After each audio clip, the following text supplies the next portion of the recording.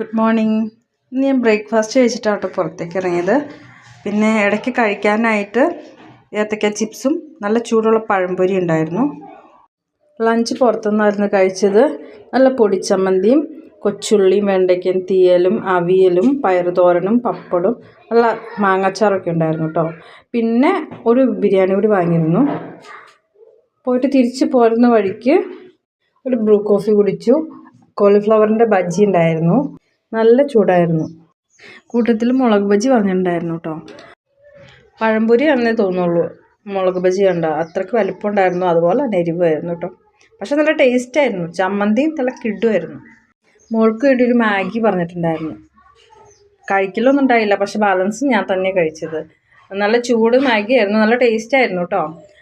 പിന്നെ വൈകിട്ട് വീട്ടിലെത്തി കഴിഞ്ഞപ്പോൾ അതുപോലെ ചോറും ചാറുകറി, ബീൻസ് തോരൻ, പുളിയിഞ്ചി, ഇതൊക്കെയായിരുന്നു. അപ്പോൾ ഇന്നത്തെ വീഡിയോ ഇത്രേ ഉള്ളൂ. Okay, see U.